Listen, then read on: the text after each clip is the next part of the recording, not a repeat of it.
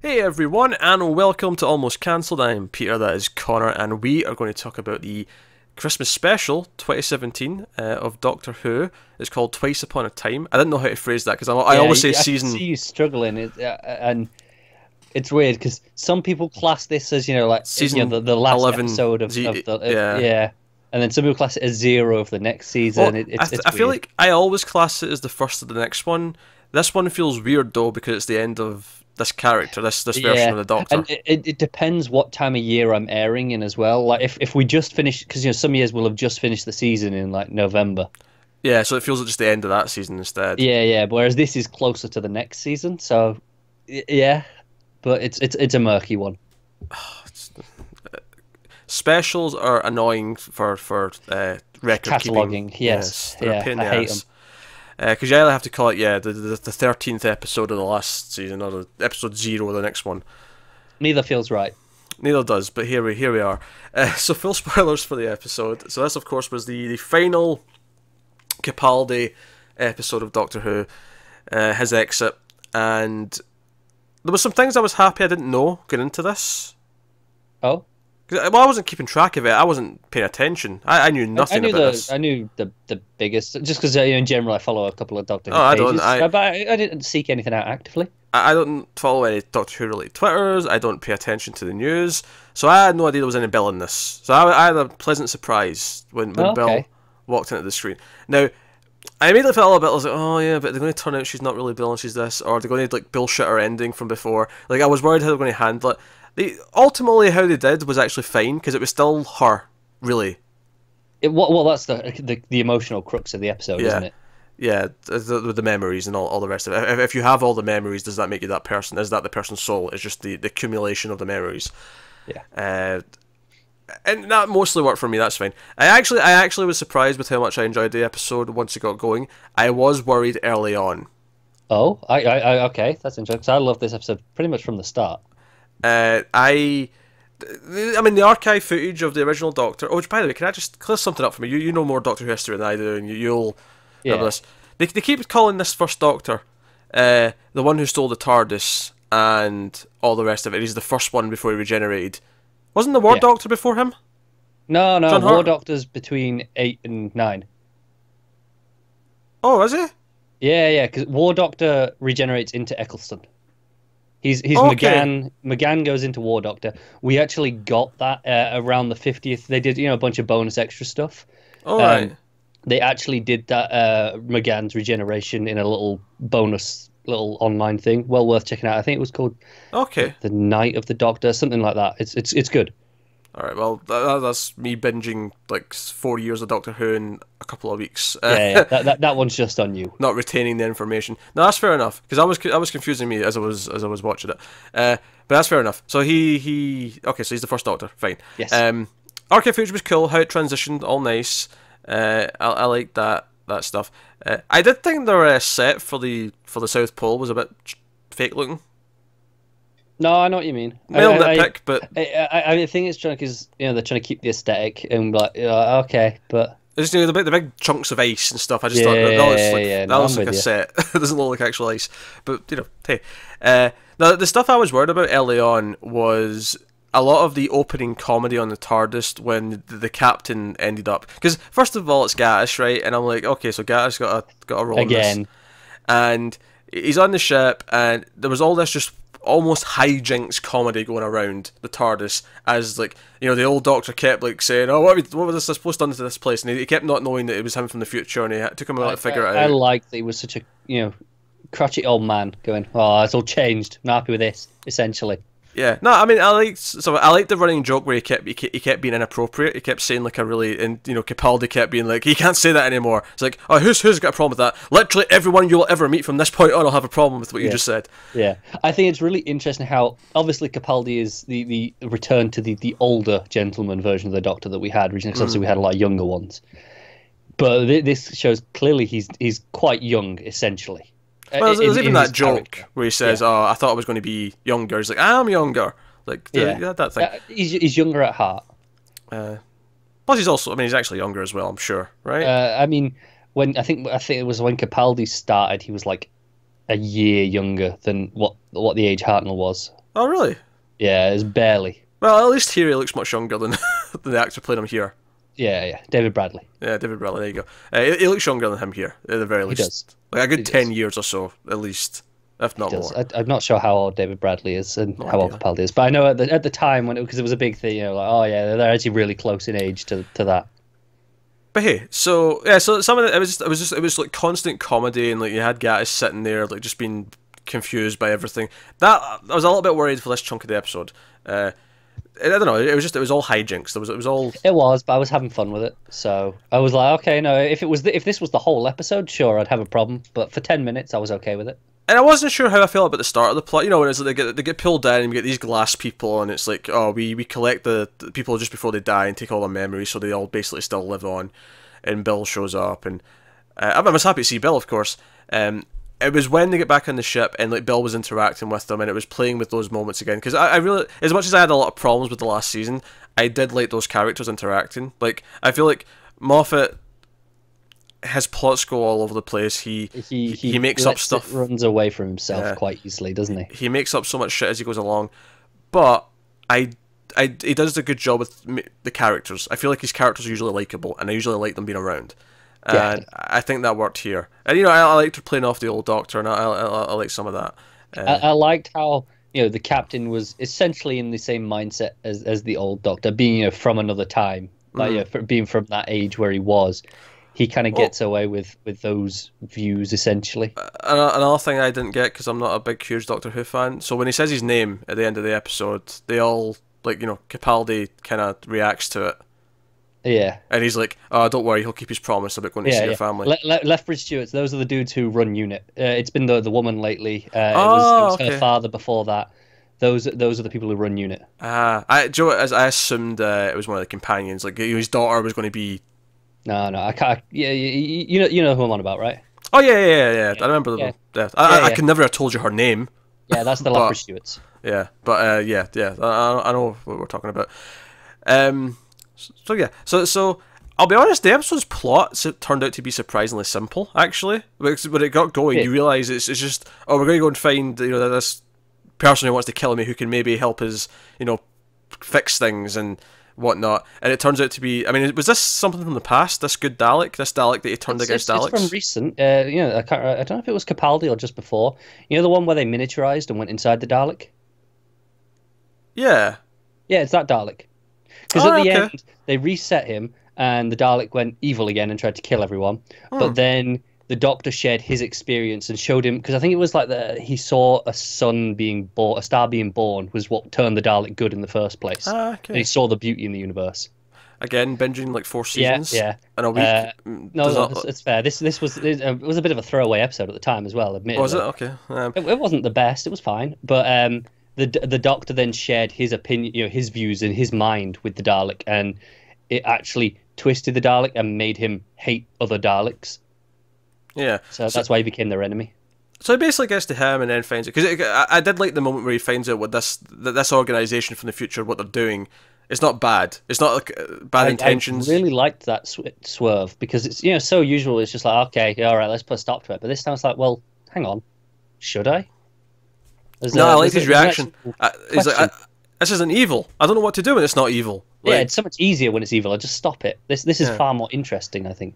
Well, I think it ties into like his core conflict in the episode, where he's making this choice to not regenerate, which will kill him. But he's making that. He's like, no, this is the end of my journey. Like, I've done too much. And of course, the first Doctor's basically saying the same thing. I actually really like the moment, because it's funny, because for most of the episode there's like nothing to do with Christmas going on. It's not until they get back to the battlefield in World War One. I really appreciated this, because I feel like a lot of the Christmas specials can overly shove in Christmas. Because it's Christmas. I agree. It doesn't have to be about Christmas. It just has to be a big episode. But you get to the end and you realise it's that one night in World War One where the soldiers stopped fighting and just like hung out for Christmas. Played football, if I recall. Yeah. And it's this moment, and it's like, he cheated a little bit and kept him alive, because he moved him just a few hours, just a few days maybe, just to this moment. Yeah, it was a couple of hours. Yeah, because this is the only time it'd make a difference. Like any other time, like No Man's Land is No Man's Land. It doesn't matter. Like, you're dying. But this one time made a difference. I like that. I really liked, Gates' speech before he gets taken. where he's like, yeah, you know, he's going, look, I don't want to shoot you. I'm sure you don't really want to shoot me. Maybe we could just surrender, but I will kill you in self-defense because that's what I'm going to do, and you're going to do the same. And he's like, but you don't speak English, so this doesn't matter. You know, and I actually really liked that, the way it's like, yeah, ultimately they're not really that different, but yeah, tough. That's kind of the way it was. So, no, and it ultimately boils down to this core conflict, and I actually really like the moment where, you know, the original Doctor's like, hey, I guess I'm going to have to regenerate so that everything happens. He's like, you know, this has really turned my mind around. How about you? Have you changed your mind? And he's just like, you're going to have to find out the long way. Yeah. And I'm like, oh, you tease, teasing yourself like that. I like that moment. I like when it was playing with those things a little bit. And then the whole thing with the brandy, where they're like, oh, you've given this away somehow. And then when he gets back to the original TARDIS and he's giving it out, he's like, oh, that's where it went. It was me. Yeah. Little touches like that I quite liked. I like the core thing. I liked that the episode was ultimately about this man deciding not to commit suicide. Yeah. I like that core theme and the core decision making there, and ultimately the heroic act of going, oh well, what's one more lifetime, and then just it was ultimately, well, let's not give up, even if it seems like, okay, I'm done now. We should make it, because we don't know what's coming next. Yeah, and I like that. I think that's maybe where the ultra hijinks early on in the episode kind of just contradicted the tone of the episode otherwise for me. Oh, that's fair. I had fun. Things like, you know, where when the soldier shows up and he's like, "Oh, you're from World War One," by the, you know, and the soldier's like, "Wait, World War One? What do you mean one? Oh, spoilers is a sequel." Yeah. I did like stuff like that, just flippantly just referencing it in the same way that any of us would, not really realizing until afterwards. Oh no, that line was fine. I think it was just so much condensed so quickly. The whole scene just felt like it was just nothing but comedy. It was, and I think that while it's jarring, I think they're intentionally going, right, let's do it now, so that we don't have to ruin any of the bigger moments as we go forward. It can get more serious and dramatic as we go on. And then, because I think when it was billed, it was being funny. I liked that, because she was supposed to be the bubbly one who was here to sort of remind him of humanity and be like, hey, don't make this choice. And I think that's why I found it interesting, because you say that here, but in this instance, Capaldi is that, but for the first Doctor, you know, that's what he's doing. He's being the one of, hey, you know, you got to do this. We got to get through this. We got to keep going. Even though he doesn't realize he's convincing himself at this point, he's doing the same thing that the companions do for him. That's a very good point. But I think the only thing that falls flat in the convincing of him, and I like it in theory, but I do have to admit the Clara cameo was a little bit forced, a bit heavy-handed for me.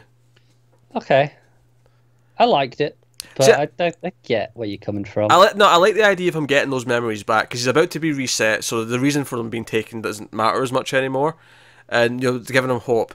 I just think the actual visual of her appearing and, like, you know, giving him a little message in his head was just kind of... Yeah, okay. I get what you're saying. Ultra cheesy, cheese, I guess. Yeah, ultra cheesy.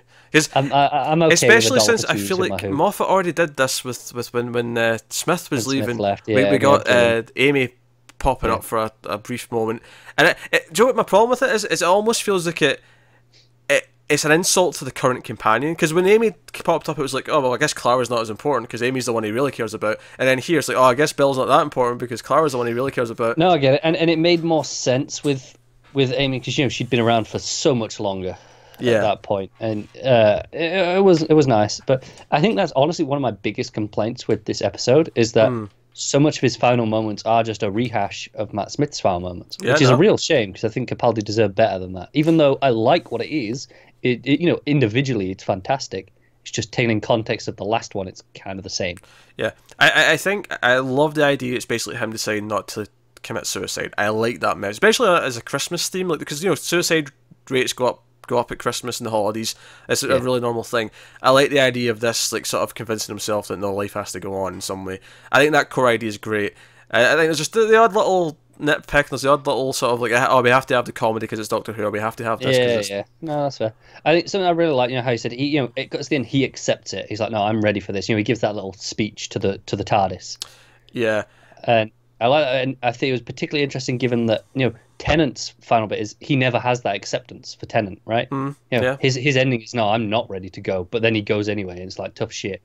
Whereas Capaldi kind of, to finish out the cycle, you know, the traditional 12 cycle, he finishes that out with Yeah, oh no, that's it. Yeah. So no, his actual regeneration. I'll say you get like a sort of an emotional version of it at one point, but I do think it's a shame that there was no moment in the episode where we got to hear his theme kick in one last time, like properly. Yeah, that's true. But we got a lot of the classic themes that we've had in the past few years. Smith's theme was Yeah, heavily we had Smith's there. theme in there. We had the one that we used to have in the Eccleston and Tennant days. You know, it was heavily referenced with it mainly used around Rose, the Bad Wolf stuff, and you know, it was used as a TARDIS theme for a while. We got it back in the 50th when we had her there. Yeah. So a lot of these older themes being pulled, which I thought was interesting. Yeah, I've always thought it was a shame. They never really went back to Tennant's sort of heroic theme that I really liked. Because they had it in the 50th when he was there. Yeah. But other than that, they've never... Because they went back to Smith's a few times for some moments.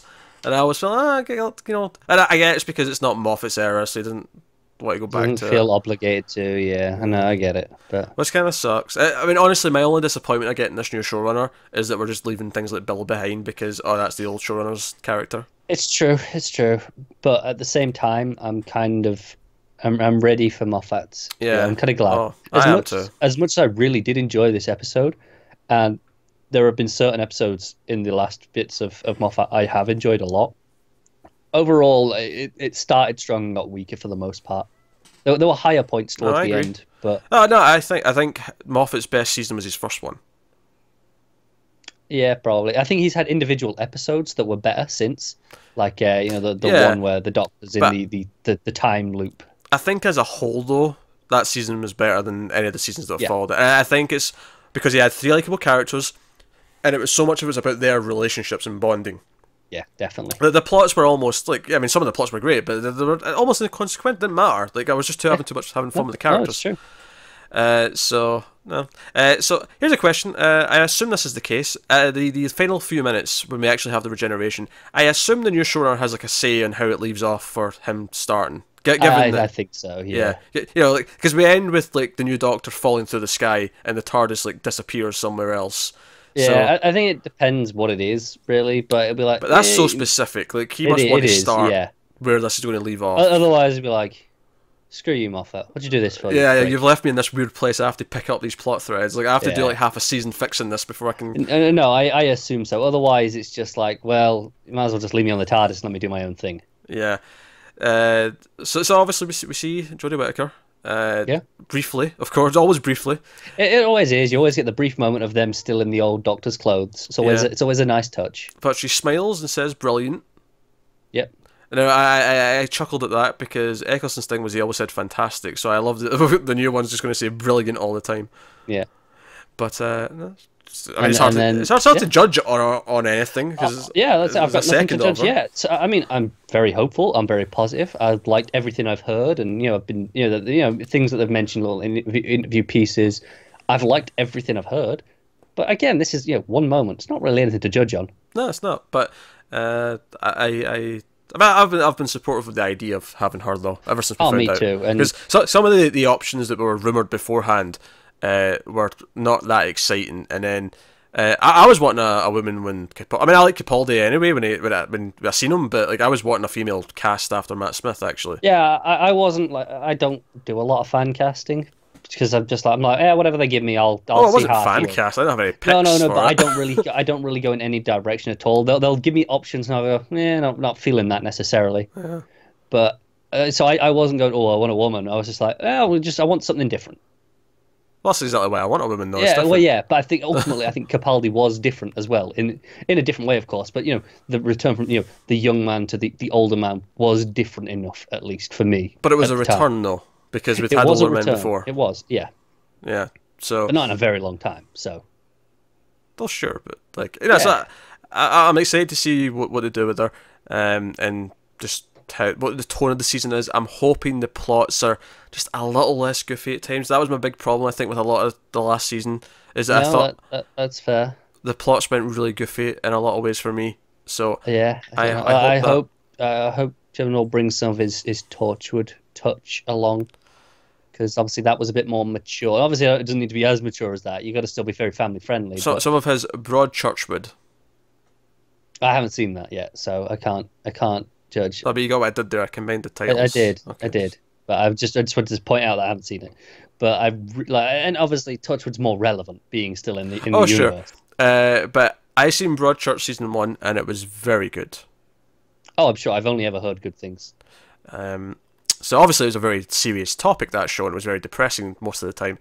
Dark and sinister. Did you ever watch Torchwood? Oh yeah, I've seen all of Torchwood. Have you? Okay, cool. Hell, I even like the season everyone hates. I never finished that season, I'll be honest. Oh, so I've seen more Torchwood than you. You have. I couldn't finish it at the time. I always go, I'll go back to it. Don't get me wrong, it's the weakest season. I'm not going to like defend it. I heard how it ended. I was like, yeah, I didn't really need to watch any more of that.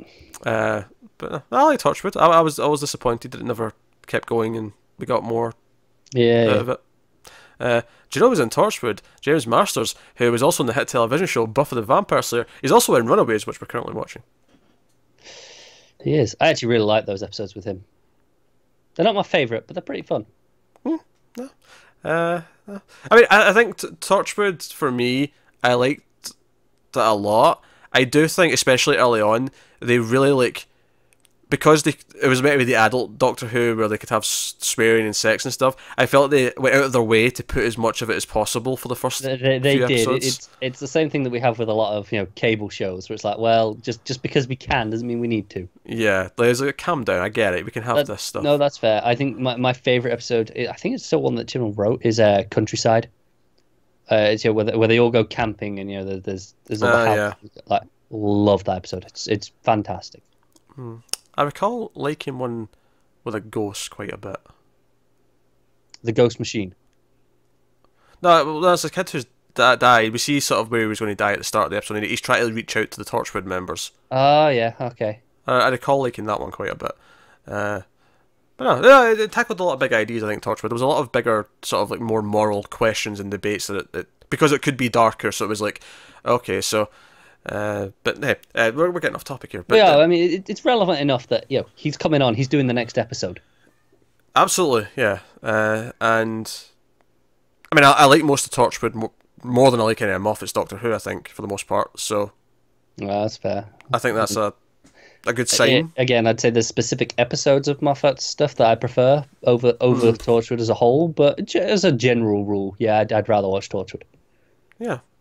But cool. I'm excited personally because I just want it to feel different. And is that maybe actually how we get some Torchwood references again? Because he was involved with Torchwood, he'll want to be like, hey, let's get Hartness back. Maybe this is how we get Barrowman back on the show at some point. And it's like, well, it's great because he said, Moffat often avoided things that were from before his run because it wasn't his creations. But he was involved in that side of things. He was, yeah. So I mean, Moffat was involved as well. It just wasn't as heavily. Oh, sure, yeah. But yeah, so maybe he'll go, no, do you know what? We're going to do some of these things that'll be more things that I was, involved in. It's funny, actually. I mean, I know I jokingly put in my Buffy reference, but the inspiration for Torchwood was actually Angel to Buffy. Yes. Like, that was T. Davis at the time said that was kind of the inspiration, was the idea of having the darker sister show that was a bit more grown up. Well, and that's why they maybe went too far with it at the start. Yeah, maybe that, yeah. Because Buffy and Angel do have that relationship, but it's not that much of a jump. It's not. But it settled into its groove once it realised what level it wanted to be at. Yeah, no. So there you go. That is this year's Christmas special of Doctor Who. So let us know what you thought of the episode in the comments below. Give me shit for not knowing 3 different things towards the start of the review. I know I'm going to get it. I know it's happening. Oh, no, those comments are already there. I don't know why you're saying it now. I know, but I was like, why are you even reviewing it? It's like, because, how does it work for me? I think that's a valid point because there will be a lot of people who watch this who do just watch it very casually. Like, it's one of those things where it's like, it's become a phenomenon. Yeah, well, watch Doctor Who. Why not? Yeah, I mean, I'm going to remember anything new much better because we review it after every episode. Yeah, that discussion helps it stick in your memory a bit more. But no, I get you.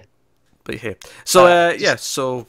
Like, subscribe, all the usual stuff. Get us on the Twitters at mail_fuzz for channel updates. If you want to support the show and support the channel, head over to patreon.com/mailfuzztv. You can do that over there.